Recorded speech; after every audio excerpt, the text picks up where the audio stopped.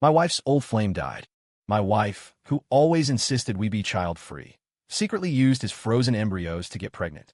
She even posted a photo on social media as a tribute.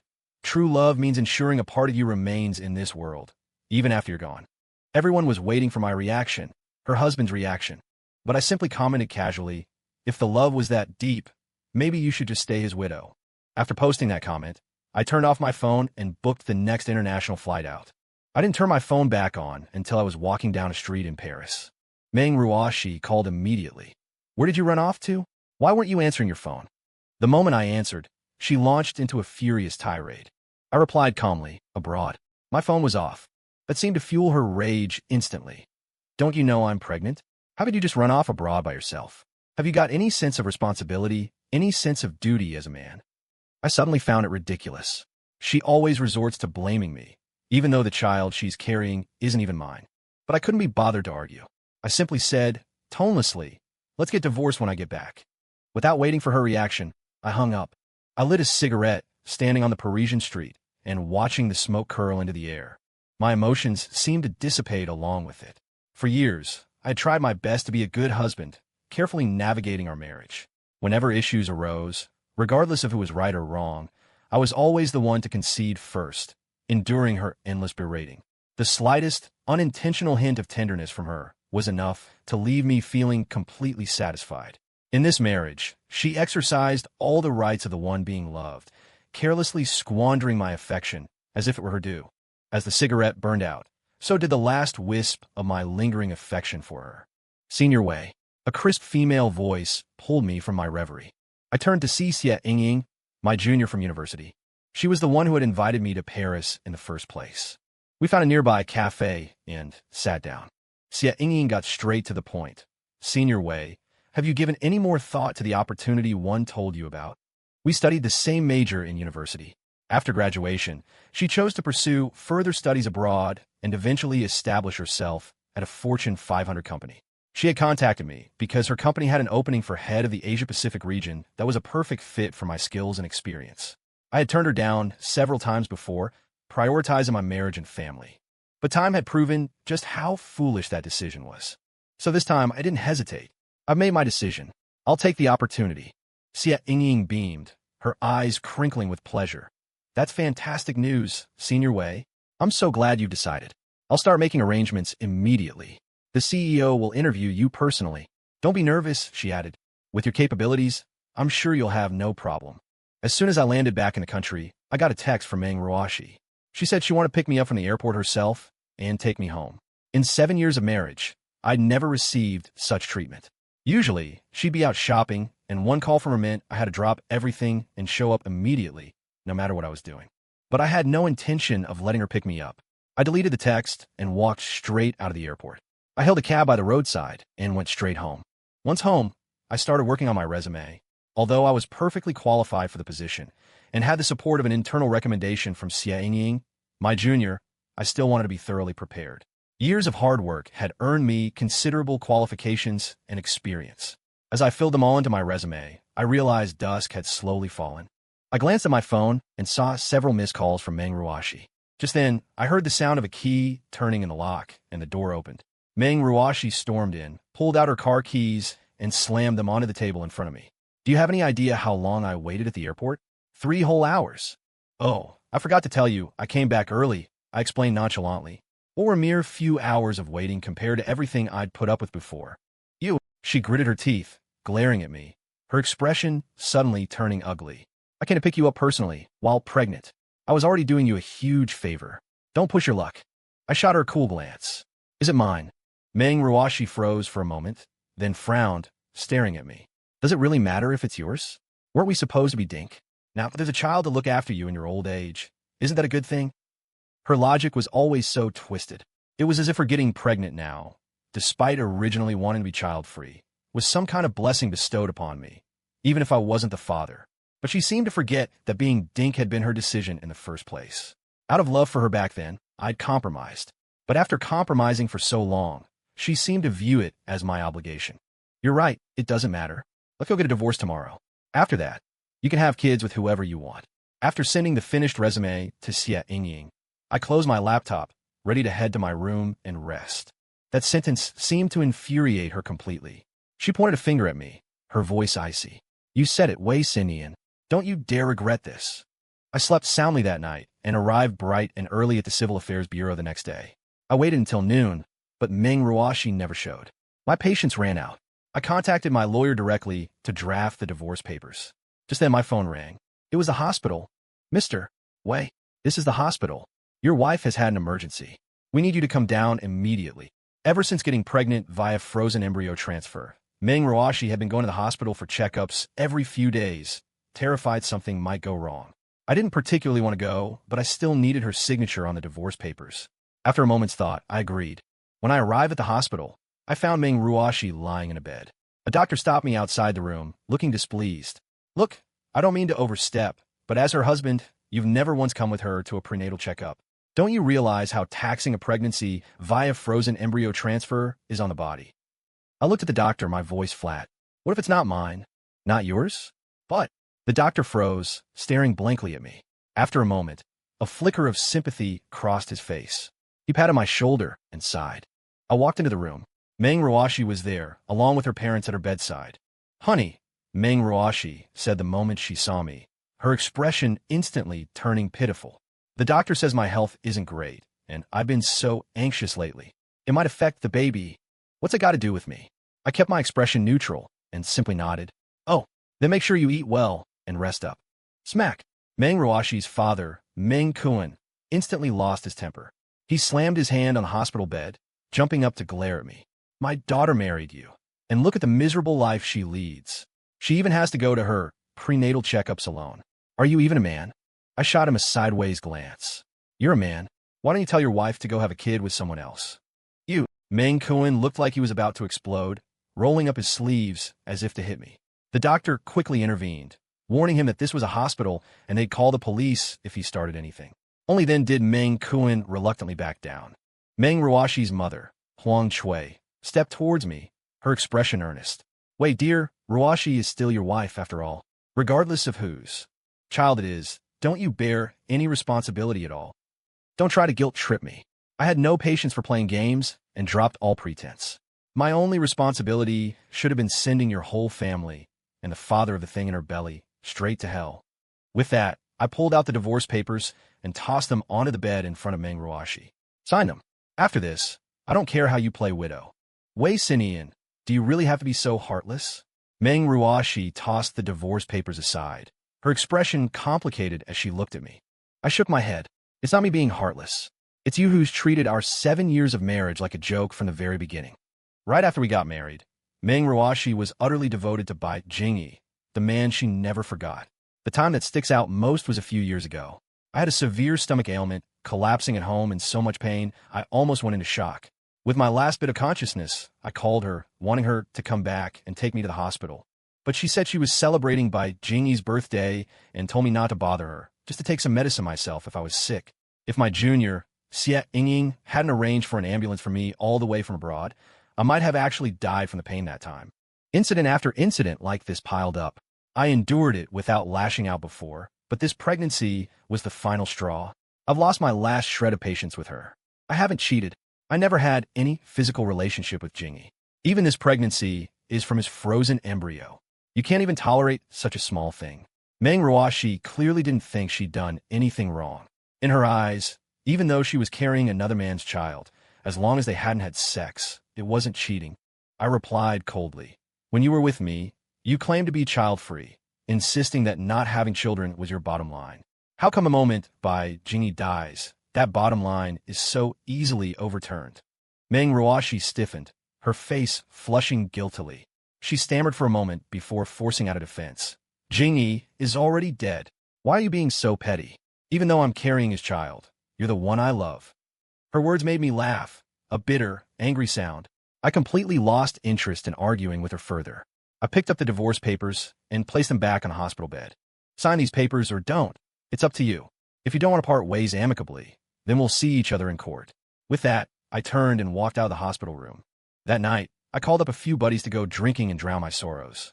When they heard I was divorcing Meng Ruoshi, not a single one felt sorry for me. Instead, they all celebrated my escape from misery. After a few rounds of drinks, I was feeling pretty buzzed. In a daze, I thought I saw my junior, Xie Yingying, walking towards me. Egged on by my friends, Xie Yingying sat down beside me. I asked her, "What are you doing back?" Xie Yingying looked concerned. "I heard about the divorce, so I hopped on the first flight back to check on you. Are you okay?" I shook my head, smiling, and took a sip from my glass. I've never been better. Seeing I was doing all right, Xie Yingying relaxed and clinked glasses with me, joining the drinking. Just then, my phone rang again. Seeing it was Meng Ruoxi, I immediately declined the call. But soon after, she sent a text. "Hubby, where are you? I'll come pick you up and take you home." I didn't know what game she was playing this time, so I didn't reply. Eventually, I just turned off my phone. But about 10 minutes later, Meng Ruoxi still managed to find me. Seeing me drinking at the bar, Meng Ruoxi's expression almost instinctively turned cold. She used to despise it whenever I drank outside, even if it was for unavoidable work events. The slightest smell of alcohol on me was practically a cardinal sin in her eyes. But this time, she seemed to restrain herself. She walked over to my side, doing her best to sound gentle. "Honey, let's go home." Her sudden attempt to curry favor felt jarring. Unfortunately, I was long past the stage where even the slightest hint of warmth from her could make my day. "Can't you see I'm drinking with my buddies?" I shot her an irritated glance and went back to clinking glasses with the guys beside me. But to my surprise, Meng Ruoxi didn't argue. She just nodded, told me to take it easy on the drinks, and then sat down by herself off to the side. It looked like she planned to wait until I was done drinking so we could go home together. That really threw me. In the past, I wouldn't have put it past her to flip the table right then and there. Not that this changed how I felt about her. I spared her a glance and decided to ignore her. But my buddies exchanged wide-eyed glances. One leaned in close and whispered, "Brother Wei, looks like your wife is afraid of losing you." As she had a change of heart. I hadn't told them about Meng Ruoxi being pregnant and wasn't about to explain. I just waved dismissively. "Forget about her. Let's drink." Xie Yingying glanced over at Meng Ruoxi, but didn't say anything else. Once everyone started leaving, I watched Xie Yingying and the others go.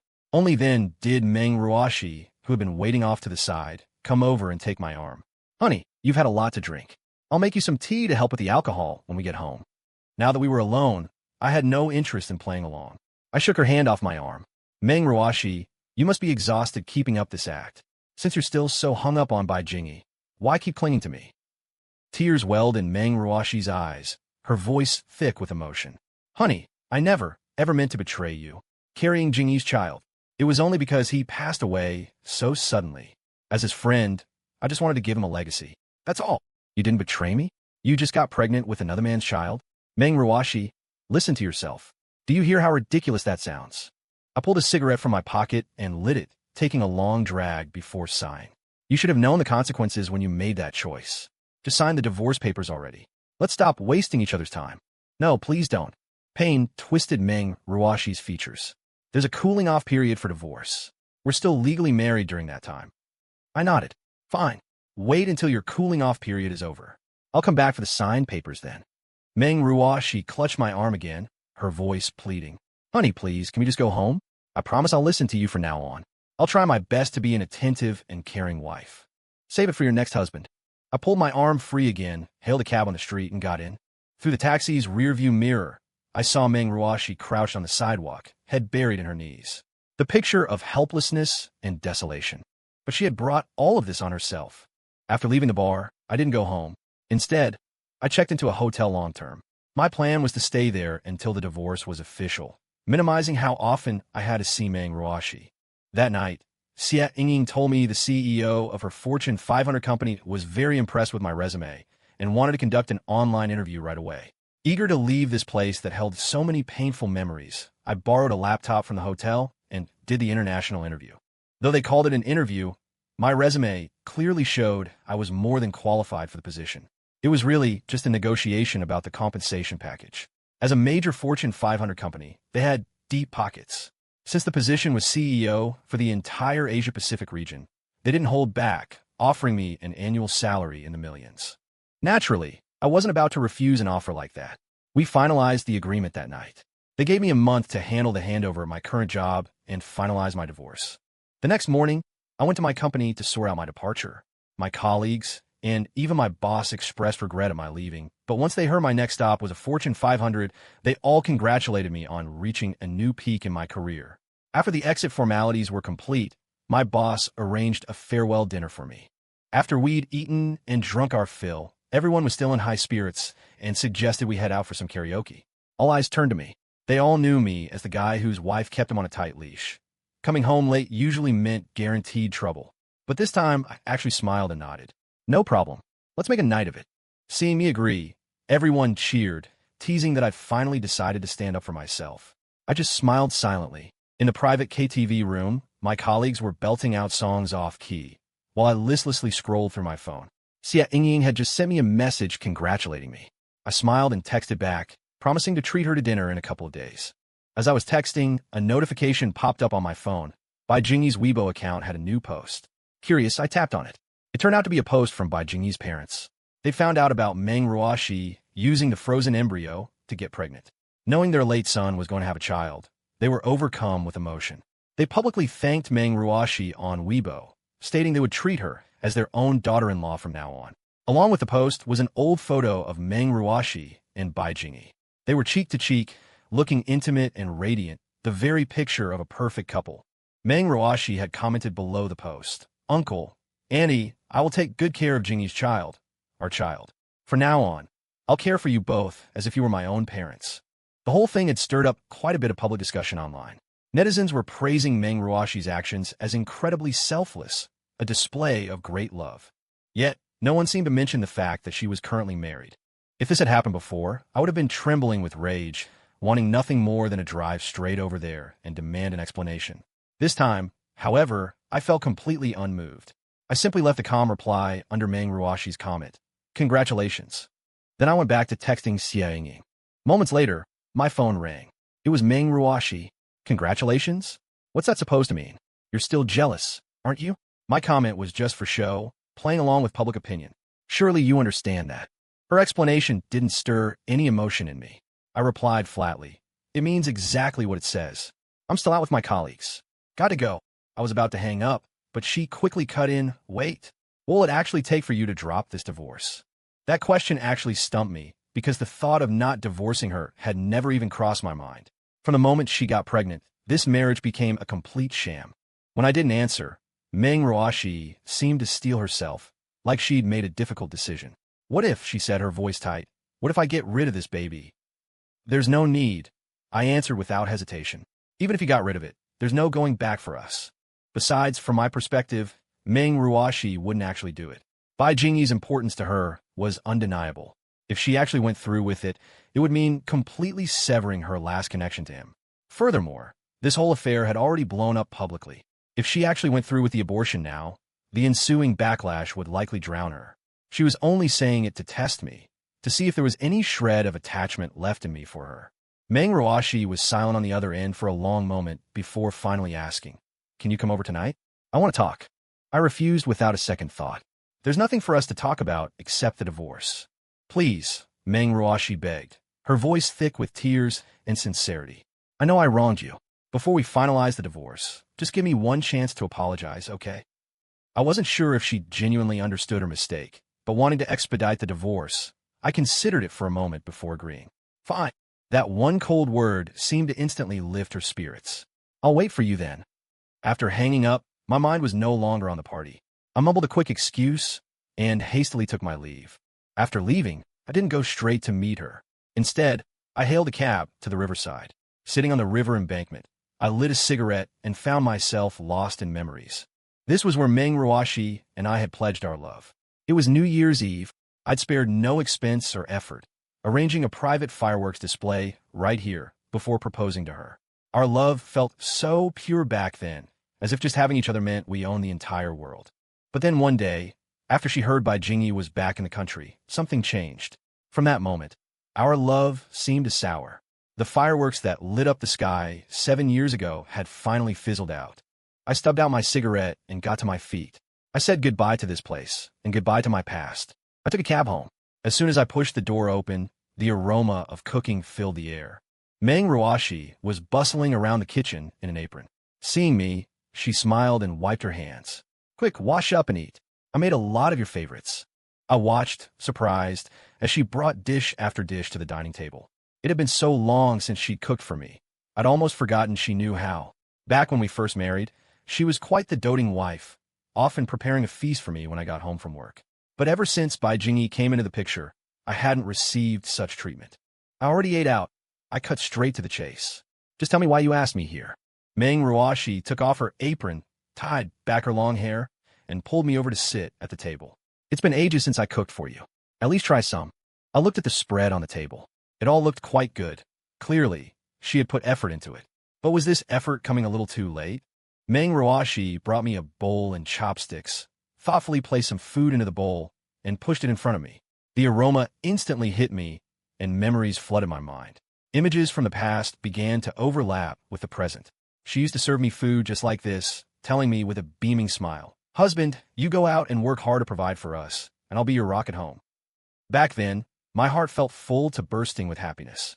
I would playfully tap her nose and say softly, "All right, your husband will definitely work hard and give you a lifetime of happiness." For the next 7 years, I worked relentlessly to keep that promise. I often worked late into the night, sacrificing weekends and holidays for my job, but I never again came home to a table laden with food waiting for me. My thoughts returned to the present. I looked at the food in the bowl before me and pushed it away slightly. "I don't eat green onions." Meng Ruoshi brushed it off, still smiling as she picked up more food with the chopsticks. "Oh, come on, it's delicious. Just try it." I shook my head. "You must have forgotten. I'm allergic to green onions." It truly had been too long since she'd cooked for me. She'd even forgotten my allergies. Meng Ruoshi's hand froze midair. She looked at me, embarrassed. "Oh, I'm sorry, I cut off her explanation, my voice still calm. "You don't have to do all this. It won't change anything." "No, it can change. I've thought it all through." Meng Ruoshi suddenly grew agitated. "Isn't the problem that I was willing to get pregnant for Jingyi, but not for you? Well, I'm willing now. Husband, after I have this baby, I'll have one for you too. Let's not get divorced, okay?" As she spoke, she threw herself into my arms, even starting to unbutton her own clothes. I pushed her away and stood up, looking at her with a conflicted expression. "You have to understand," I said, "ever since you had those embryos frozen, there's been no turning back for us." "Honey, I was wrong." Meng Ruoshi suddenly burst into tears, sobbing brokenly. I just wanted to give the late Jing Yi a child. You always used to let me have my way, I thought. I thought you'd go along with it this time, too." Yes, always used to let her have her way. On our 3rd anniversary, I booked a restaurant, baked a cake myself, and bought the gift she'd always wanted. But I sat in that restaurant all night, and she never showed up. That day, I ate alone at the restaurant she'd always said she wanted to try. I ended up sharing our anniversary cake with the staff. They told me it was delicious, sweet, but I couldn't taste a thing. It wasn't until the next day that she explained. Apparently, Bai Jingyi had messed up at work and gotten fired, and she had spent the entire day comforting him. All along, my feelings were never that important. Meng Ruoshi was still crying, her shoulders trembling, looking utterly heartbroken. There was a time I couldn't bear to see her cry. The moment she shed a tear, my heart would ache as if pierced by a knife. I'd want nothing more than to pull her into my arms and wipe away her tears myself. But now I understand. Some people you just can't tame. I pulled out a tissue and set it down in front of her. "Dry your eyes yourself," I said. "If there's nothing else, I'm leaving." Don't go." Meng Ruoshi suddenly threw her arms around me from behind. "Stay with me. Just for tonight, please." Her body felt warm against my back, carrying that faint, familiar fragrance I once craved. But now I just wrinkled my nose, pried her arms off me, and walked out the door without looking back. The next evening, I arranged to meet Xia Yingying, planning to treat her to dinner. If it hadn't been for her this time, I might not have gotten such a great job opportunity. "Senior Wei, I knew you could do it." Xia Yingying looked at me with a sweet smile, raising her glass to toast. I smiled and clinked glasses with her. "Guess I'll be counting on you to look after me when I'm abroad." "No problem. Back in school, you were always helping me out, Senior Wei. Once we're abroad, we'll have each other to rely on." After saying this, Xia Yingying seemed to realize it could be taken the wrong way, and a faint blush crept onto her cheeks. I didn't think much of it, just smiled and let it pass.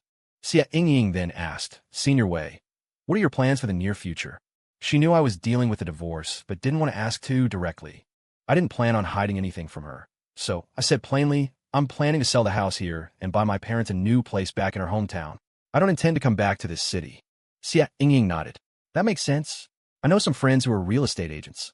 I can ask around for you." "That'd be a great help. Thank you." We had a few more drinks, until both our faces were a bit flushed, and then we decided to call it a night. Walking out of the restaurant, I suddenly noticed the square outside was covered in candles arranged in the shape of a heart, drawing a crowd of onlookers. I wasn't interested in spectacles, but Xie Yingying was quite curious and pulled me closer to take a look.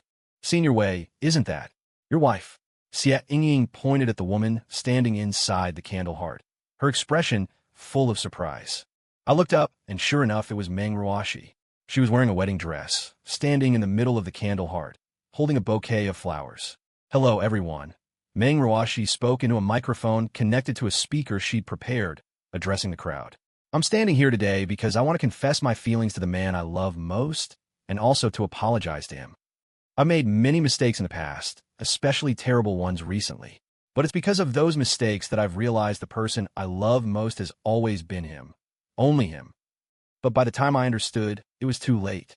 I broke his heart completely, and now he just wants a divorce.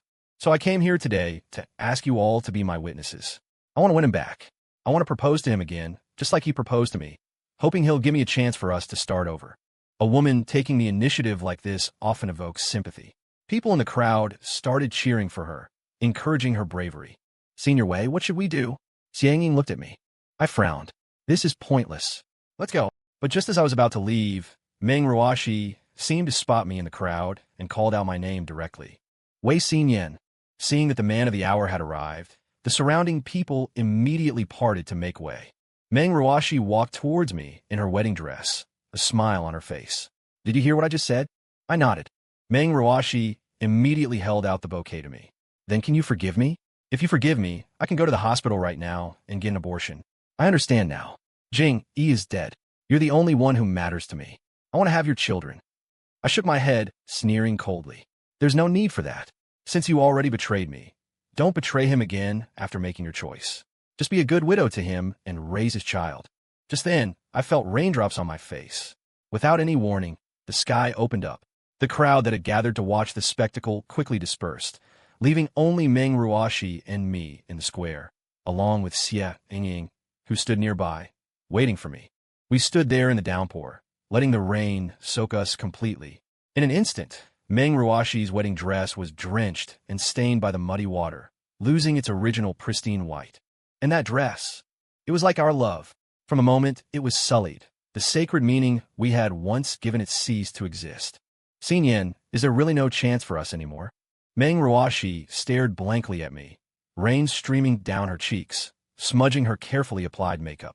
I couldn't tell if what ran from the corners of her eyes was rain or tears. I just shook my head. "There's no point talking about this now. Just focus on having Bai Jingyi's child, and then find a man who loves you and start over." Hearing this, Meng Ruoxi seemed to laugh, a bitter, broken sound. "No, no one will ever love me more than you did. I'm the one who threw you away." As she spoke, she sank to the ground, letting the hem of her long dress trail in the muddy water. For a moment, I felt a pang of disorientation. Through the falling rain, I seemed to see her standing before me in her wedding dress on our wedding day. The happiness we felt then was matched only by the weight crushing us now. It was undeniable how much we had loved each other once, but ultimately, she had betrayed me. I lapsed into silence, not continuing the conversation. Instead, I turned to Xie Yingying, who had been standing with us in the rain the whole time. "Let's go." Xie Yingying nodded, glanced once more at Meng Ruoxi without a word, and silently fell in a step beside me. From the moment I turned away until we were long gone from the square, I never once looked back at Meng Ruoxi. I didn't know how she reacted after I left. Regretful? Grief-stricken? It no longer had anything to do with me. Our love ended the second she became pregnant with another man's child, and this rain had just torn apart the last remnants. A week before I was due to leave for my new post in Paris, I received some utterly unexpected news. Meng Ruoxi had miscarried. Hearing this, I couldn't quite tell if I felt happy or sad, but I certainly felt a pang of regret for her. This regret didn't mean I still had feelings for her. Rather, it signified that I had truly, completely let go. To settle all the divorce matters before leaving the country, I decided to see Meng Ruoxi one last time. Before setting off, Xie Yingying offered to accompany me. After a moment's thought, I agreed and brought her along. The same doctor as last time greeted me. He glanced at Xie Yingying beside me and said with a sigh of resignation, "It's not really my place to meddle in the affairs of young people like you, but you really ought to take better care of your bodies." He explained that Meng Ruoshi had gotten caught in the rain during her pregnancy, developed a high fever, and, consequently, the innocent child in her womb had been lost. Only after the fever subsided did she discover she had miscarried. The doctor also told me something else. Meng Ruoshi's constitution was already weak, and between her recent anxiety, the severe illness, and the subsequent miscarriage, she had now completely lost the ability to conceive. Hearing this stirred a strange mix of emotions within me. She had ultimately lost everything. Yet, in a way, she had also fulfilled her original intention of being child-free. After thanking the doctor, I pushed open the door to her room. Inside, Meng Ruoshi lay in bed. Compared to the last time I saw her, her complexion was noticeably worse. She stared blankly at the ceiling, her eyes devoid of emotion. However, the sound of my footsteps as I entered caught her attention. A flicker of light entered Meng Ruoshi's eyes, but it vanished the instant she saw Xie Yingying beside me. Her parents were still there with her. Upon seeing me, her father, Meng Kuan, flew into a rage. "You have a nerve to show your face here? If it weren't for you, my daughter would never have miscarried. Now, she can never get pregnant again. You've ruined her whole life." As Meng Ruoshi's father, Meng Kuan always subconsciously ignored his own daughter's actions, shifting all the blame onto me. I had no desire to argue with him. What surprised me, however, was that it was Meng Ruoshi who spoke up for me. "Dad, it's not his fault. I brought this upon myself." "Daughter, how can you defend him at a time like this?" Her mother, Huang Chui, couldn't stand it either, glaring daggers at me. Meng Ruoshi shook her head, pulled a file folder from the bag beside her bed, and handed it to me. "Here are the divorce papers. I've already signed them. I've also moved all my things out of the house. Here are the keys back, too." I took the folder, understanding that she had finally realized her mistakes and come to her senses, but it was all too late. The divorce process wasn't complicated. Soon, we each received our divorce certificate. Meng Ruoshi stared at the certificate, lost in thought for a long moment, before letting out a hollow laugh. "It feels like a dream. I used to think that no matter how willful I was, you would never leave me. But now..." As she spoke, her voice choked with sobs. I sighed. "Let's not dwell on the past. Respect and love is mutual. No one is indispensable to anyone else. I hope, having learned this, you'll treat the next person better." She fell silent, and in that silence, we parted ways. I knew there would likely never be true closure between us. Even after we each found happiness elsewhere, this would always remain a thorn embedded in our hearts, a sharp point in the otherwise calm surface of our lives. It might fade with time, but it would never truly disappear. A week later, I left for my post in Paris. Because of work, I frequently traveled back to China on business trips in the following years. But I never returned to that city. The house that held our 7 years of memories had been sold long ago. Perhaps it would hold the love of the next couple, maybe even see them through to old age together, just as I once hoped it would for us. And so, on every cold, quiet night, I couldn't stop thinking about that thorn stuck in my heart. But whenever that happened, Xie Yingying would always be there with me. She wouldn't say much, just offer her silent company. In that silence, a bond formed between our souls. Eventually, Xie Yingying and I got married. Married life was happy, so much so that the thorn's grip on me gradually loosened. I believe that someday, it will be completely removed from my life. I never heard any news about Meng Ruoshi again. She was like a breathtaking, fleeting visitor in my life, leaving an indelible mark before disappearing completely.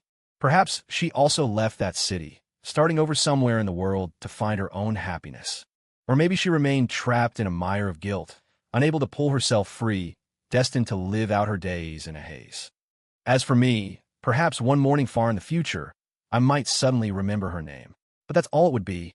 We cast shadows on each other's lives, but no matter how dark, even the deepest shadows eventually fade away in the morning sunlight. That was my story. The end.